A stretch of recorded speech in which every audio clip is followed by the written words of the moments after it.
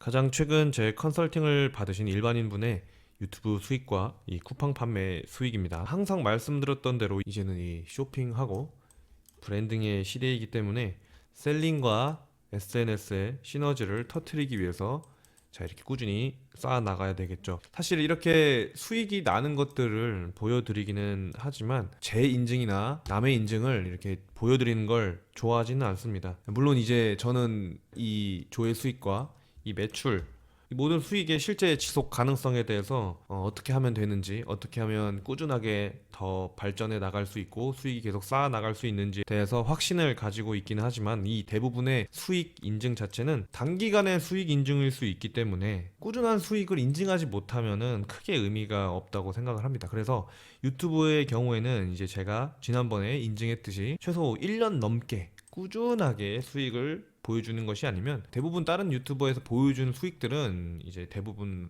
단기적인 수익을 보여주는 걸 겁니다. 물론 아닐 수도 있겠지만, 아니라면은 1, 2년짜리 수익을 보여줘야 되겠죠. 사실 유튜브로 수익화해서 꾸준하게 지속적으로 돈을 버는 거는 쉬운 일이 아닙니다. 근데 요즘에 유튜브를 보면은 뭐 하루 1시간에 월 1,000만 원 이렇게 버는 게 정말 누구든지 할 수 있는 것처럼 이야기를 하죠. 근데 이제 저의 경우에도 정말 수십 개의 채널을 만들어 놓고 수백만 원, 수천만 원 강의를 들으면서, 그리고 또 몇 년의 경험을 직접 하면서 이제서야 자리를 잡게 되고 나서 드는 생각은, 한 달에 이렇게 2천만 원, 3천만 원을 바로 버는 것보다 1, 2년 그리고 3년이 넘게 꾸준하게 50에서 100만 원의 수익을 내는 게, 이게 더 훨씬 어렵다는 거였습니다. 자, 그래서 이 유튜브를 일단 차치하고, 이런 위탁 판매는 조금 유튜브랑 다릅니다. 상품을 잘 골라서 정착을 시키면은 크게 할 게 없습니다. 그게 바로 큰 장점이죠. 30분 정도의 관리만으로 꾸준한 수익이 가능하게 됩니다. 그냥 발주를 넣는 시간, 그리고 광고 수익률을 보고 키워드를 재설정하거나 이런 것만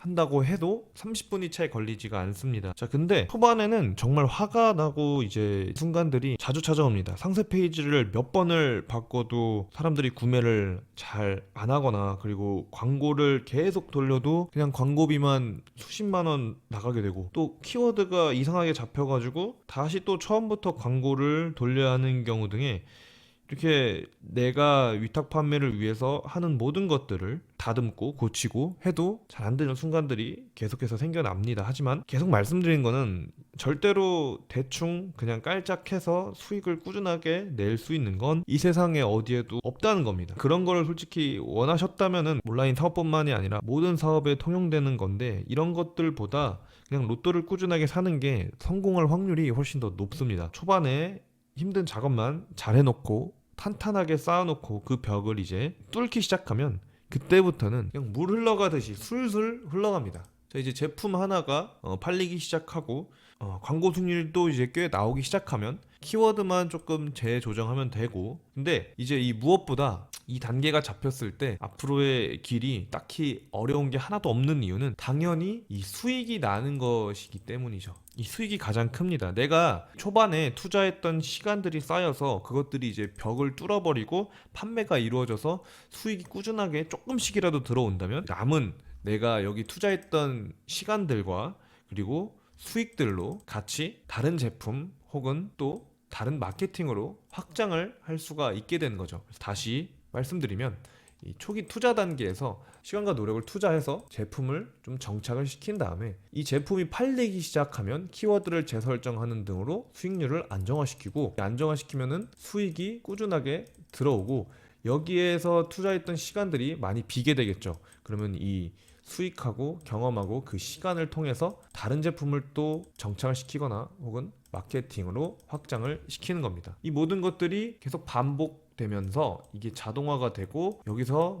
직원을 구해서 대신 시켜도 되고 내가 계속 해도 되고, 이 나만의 템플릿하고 노하우로 여러 제품을 이제 동시에 관리를 할 수가 있게 되는 거죠. 이 수익으로 결국에는 이 모든 것들을 다시 또 레버리지 하는 거죠. 정말 중요한 거는 초기에 얼마나 잘 버텨가지고 그 벽을 뚫느냐 못 뚫느냐, 이게 관건이 됩니다. 이렇게 잡아놓은 상품들은 사실 웬만해서는 수익에 큰 흔들림이 없기 때문에, 광고비를 또 투자하면 투자한 대로 매출이 높아지긴 하지만 그때부터는 이제 마진 계산 싸움이기 때문에 뭐 크게 걱정은 없습니다. 근데 이제 한 상품으로 월에서 100만 원의 안정적인 수익이 나기 시작하면은, 이 부동산 월세를 받는 가는 것하고 사실 다름이 없죠. 그냥 단기적인 수익이라고 한다면은 뭐 이게 그렇게 큰 의미는 없지만, 제품이 정착이 되면은 여기서 수익이 여기서 끝나는 게 아니라 어떻게 보면 더 증가할 수 있는 가능성도 갖고 있기 때문에 부동산 월세하고 비슷합니다. 이렇게 초반에 자리를 잡고 평생 수익을 얻기 위해서는 이제 가장 중요한 세 가지가 있습니다. 첫 번째는 초기 세팅입니다. 방금 말씀드렸던 대로 진짜 정말 다 때려치고 싶고 그만두고 싶어도 끊임없이 그냥 계속 수정하고 보완하고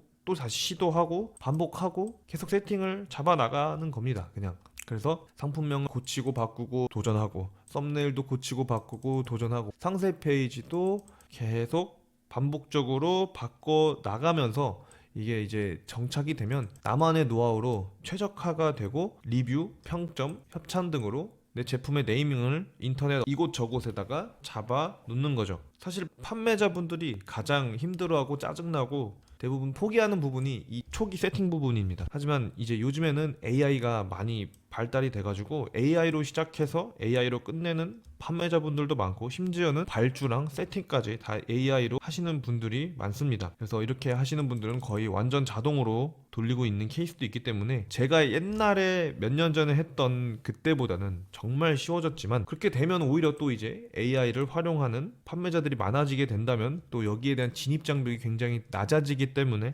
경쟁이 또 몰릴 수가 있겠죠. 그래서 빠르게 자리를 잡고 세팅을 해나가야 됩니다. 그리고 두 번째 요소는 이제 제품하고 도매처에 대한 신뢰성입니다. 사실 웬만하면 요즘에 상품은 다 비슷한 품질을 유지하고 있긴 하지만 가끔 또 품질이 좋지 않은 제품들도 많습니다. 단순 해외 구매 대행이나 알리 등을 이용한 판매가 오래가지 못하는 이유 중에 하나죠. 제품 자체가 꾸준하게 품질을 잘 유지를 하지 못하면 아무리 잘 팔려도 결국 무엇이든지 후기와 평점, 그리고 재구매하고 입소문이 정말 중요한데, 조금이라도 제품의 원가 절감을 위해서 예고 없이 원재료를 그냥 바꿔버린다거나 이런 식으로 품질을 좋게 유지를 하지 못하게 된다면은 평점 후기는 물론이고 이제 제품에 대한 재구매도 당연히 안 되겠고, 이 SNS 영향력의 시대인 오늘날에는 정말 안 좋은 제품으로 소문이 나겠죠. 그럼 또 이제 낙인이 찍혀버리면은 매출의 발전 가능성이 아예 사라지게 돼버리는 겁니다. 이렇게 되면 아무리 초기 세팅을 잘하고 그 수익의 벽을 뚫었다고 하더라도